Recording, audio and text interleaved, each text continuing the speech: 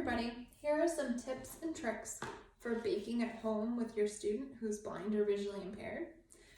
Today I'm just going to look at some techniques or adaptations that you can make at your home that are simple and easy to help your child be more independent in the kitchen when you're preparing these nice cake mixes. So one of the first things that we always encourage is that your student is working over a tray, so that way they can remain more organized and just really can remain more oriented in their workspace.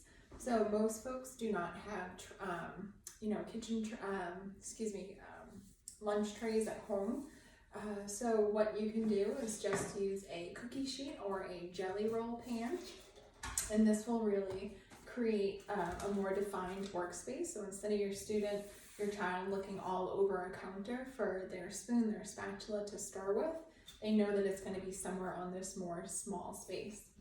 For your child that has limited vision, to create a more contrast, you can use colored cutting boards to highlight their workspace. So box cake mix have a couple different ingredients. One thing is water. So for measuring water, there are a couple different techniques, but I don't have all my utensils here at home that I would usually use with students. So one adaptation that I made is putting a marker where 1 cup is, because I'm going to need 1 cup of water for this cake mix. For students who have no vision, you're going to want to make sure that this is tactile, whether you're using electrical tape, puff paint, high mark paint, even some of those APH dots is a great thing.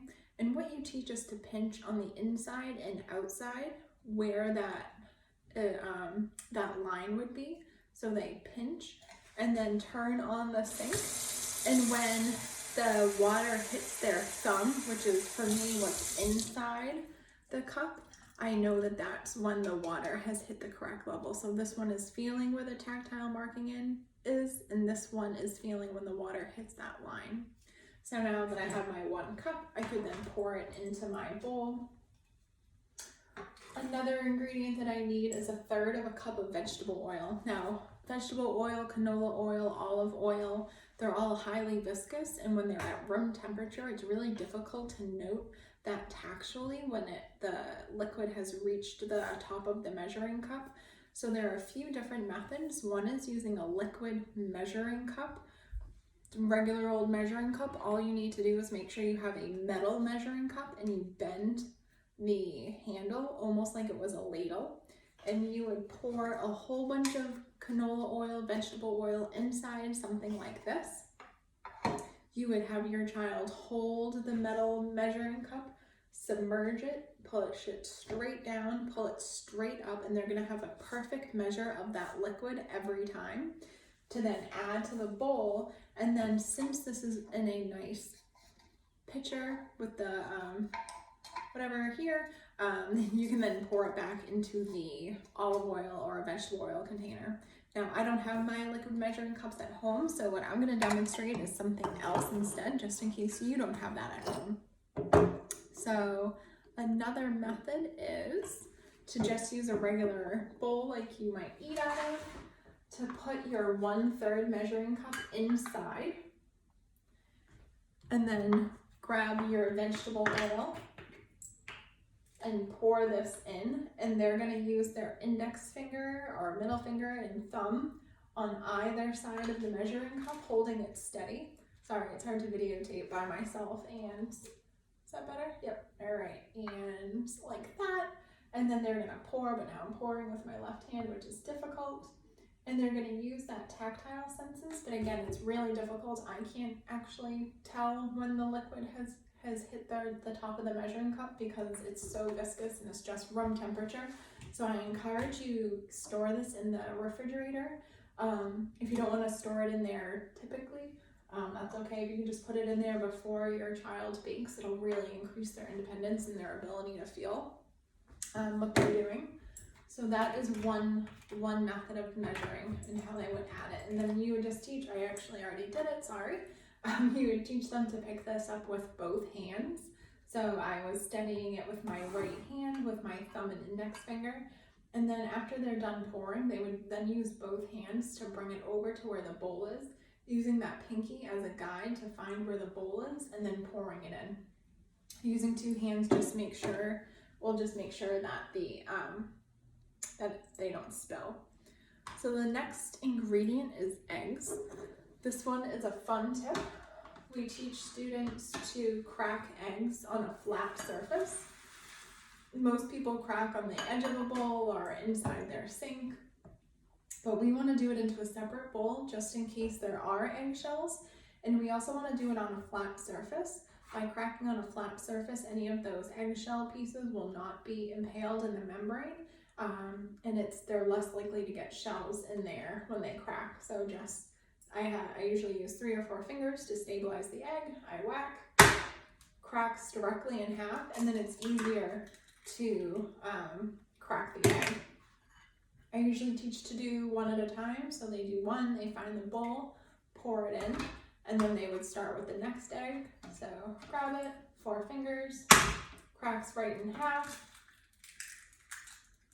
no eggshells.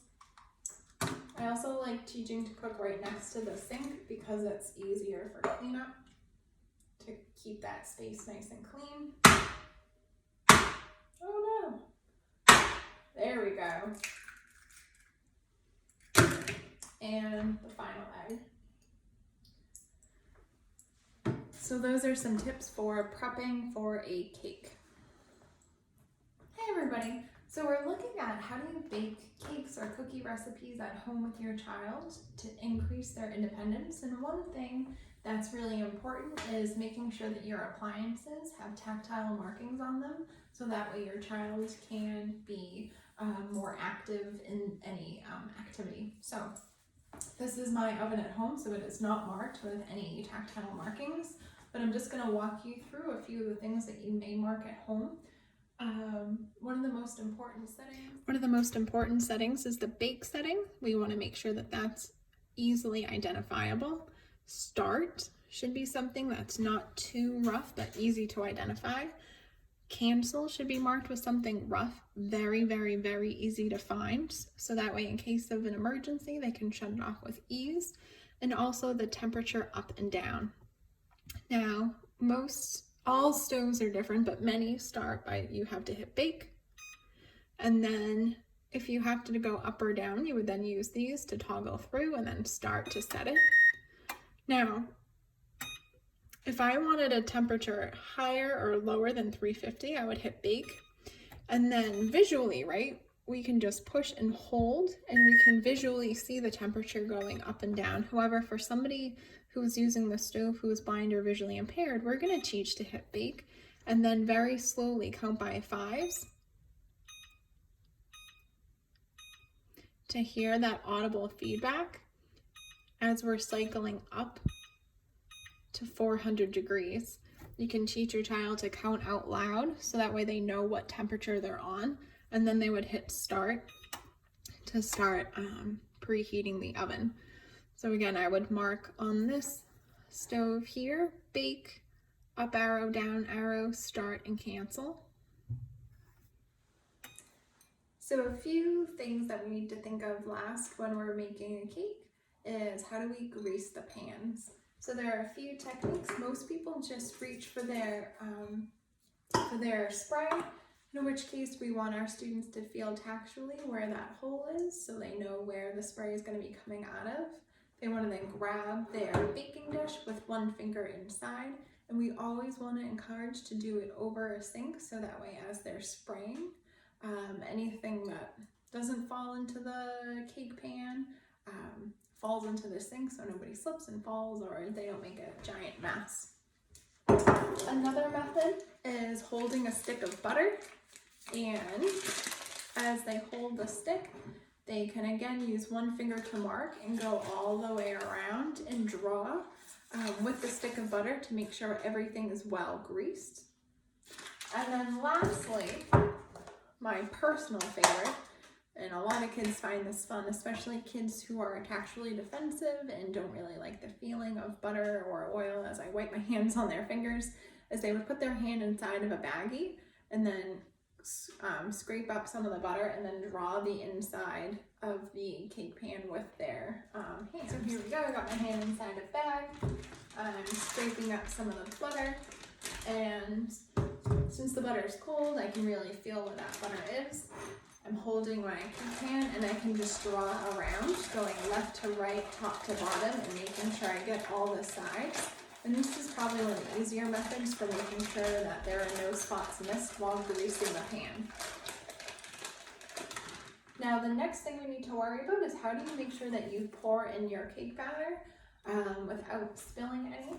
So again, we still have that tray with our high contrast cutting board, and one thing that you can do is either pour directly in if you know you need all of that cake batter into your pan, but in this case I actually only want about a cup or so in my cake dish. So this is really dirty, so I'm going to swap this around so my cake pan doesn't get dirty. And what I'm going to do is just use my 1 cup measuring cup, kind of scoop it up, find where my cake pan is, and then pour it in the cake batter.